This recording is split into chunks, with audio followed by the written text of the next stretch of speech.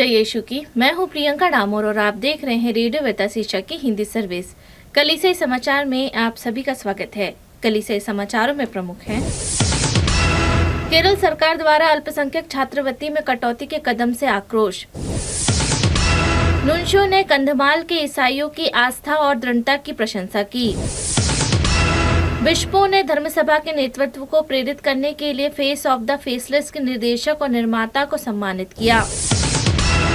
Supreme court ने निचली अदालतों से जमानत देने का साहस दिखाने को कहा। कैथलिक धर्माध्यक्षों ने महाकुंभ में भगदड़ में हुई मौतों पर शोक जताया। 5 सेलेशन पुरोहित पर अदालत की अवमानना का आरोप। कैथलिक बिशपों ने शहीद दिवस पर महात्मा गांधी को श्रद्धांजलि दी। अब जानते समाचार विस्तार से। केरल सरकार द्वारा अल्पसंख्यक छात्रवृत्ति में कटौती के कदम से आक्रोश।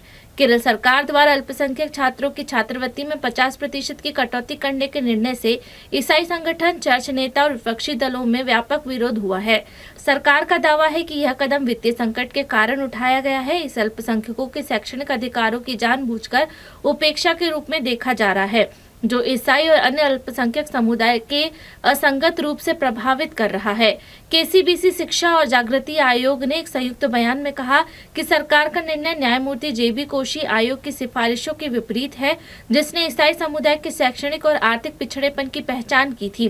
केसीबीसी शिक्षा आयोग के सचिव फादर एंटनी वाको अरक्कल और केसीबीसी जागृति आयोग के सचिव फादर माइकल पुलिकल सीएमआई ने अपने संयुक्त बयान में कहा, सरकार को बिना किसी देरी के इन छात्रवृत्ति को बहाल करना चाहिए ताकि यह सुनिश्चित हो सके कि सामाजिक और आर्थिक रूप से वंचित ईसाई छात्रों को नुकसान न हो। नुनशियो ने कंधमाल के ईसाइयों की आस्था और दृढ़ता की प्रशंसा की।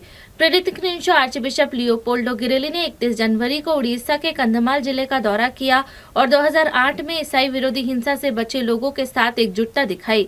नुनशियो ने जिले के एक प्रमुख शहर रायकिया में अवर लेडी ऑफ चैरिटी पैरिश में आयोजित एक मिस्सा के दौरान अपने प्रवचन में कहा, मैं यहाँ आकर बहुत खुश हूँ। आप पहले ईसाई समुदाय की तरह है जो दर्द, पीड़ा, कष्ट और जीवन के लिए खतरों के बावजूद अपने विश्वास में दृढ़ है।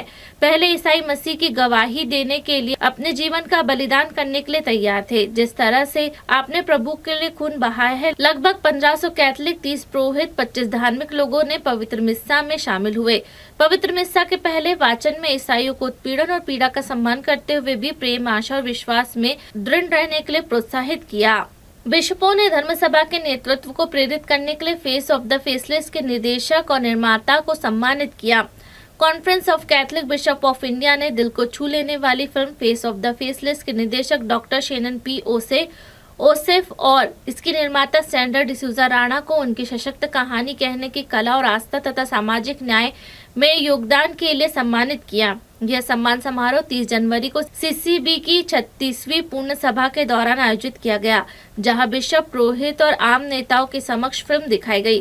रानी मरिया के बारे में यह फिल्म फ्रांसिकन क्लैरिट मंडली में एक भारतीय कैथलिक धर्म बहन और सामाजिक कार्यकर्ता के बारे में थी।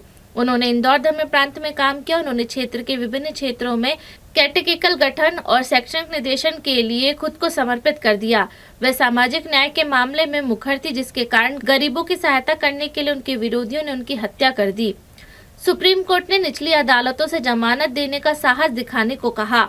उत्तर प्रदेश के विधित विरोध धर्म संपरिवर्तन प्रतिषेध अधिनियम 2021 के तहत 11 महीने पहले गिरफ्तार किए गए एक मुस्लिम मौलवी को जमानत देते हुए सुप्रीम कोर्ट ने फैसला सुनाया है कि न्यायाधीश अपनी मर्जी से किसी भी आरोपी को यह कहकर जमानत देने से इनकार नहीं कर सकते कि धर्म परिवर्तन कोई गंभीर मामला है। इसके बजाय न्यायाधीशों को जमानत देने का साहस दिखाना चाहिए। न्यायमूर्ति जेबी पीड़ावाला और न्यायमूर्ति आर महादेव की पीठ ने 20 जनवरी को सैयद साद काजमी को जमानत देते हुए कहा, हम समझ सकते हैं कि ट्रायल कोर्ट ने जमानत देने से इनकार कर दिया क्योंकि ट्रायल कोर्ट शायद ही कभी जमानत देने का साहस जुटा पाते हैं, चाहे वह कोई भी अपराधी हो। हालांकि कम से कम उच्च न्यायालय से यह उम्मीद की जाती है कि वह साहस जुटाए और अपने विवेक का विवेकपूर्ण तरीके से इस्तेमाल करे, आदेश में कहा गया। कैथलिक धर्माध्यक्षों ने महाकुंभ में भगदड़ में हुई मौतों पर शोक जताया। भारत के कैथलिक धर्माध्यक्षों ने 30 जनवरी को प्रयागराज में महाकुंभ मेले में हुई भगदड़ के पीड़ितों के लिए सामूहिक प्रार्थना की। 29 जनवरी की सुबह दुनिया के सबसे बड़े धार्मिक समागम में हुई भगदड़ में 30 से ज्यादा लोगों की जान चली गई और कई लोग घायल हो गए। उत्तर प्रदेश के मुख्यमंत्री योगी आदित्यनाथ ने कहा कि यह घातक दुर्घटना तब हुई जब तीर्थयात्री सुबह सुबह स्नान करने के लिए भीड़ को नियंत्रित करने के लिए लगाए गए बैरिकेड को लांघ गए। आदित्यनाथ के अनुसार उस दिन सुबह 8 बजे लगभग 3 करोड़ लोगों ने पवित्र स्नान किया था। भारतीय कैथलिक धर्माध्यक्ष सम्मेलन के अध्यक्ष कार्डिनल फिलिप नेरी फेराओ ने इस त्रासदी पर गहरा दुख व्यक्त किया। बिशपों ने पीड़ितों के शोक संतप्त परिवारों के लिए विशेष प्रार्थना भी की तथा आपदा से प्रभावित लोगों के साथ एकजुटता व्यक्त की।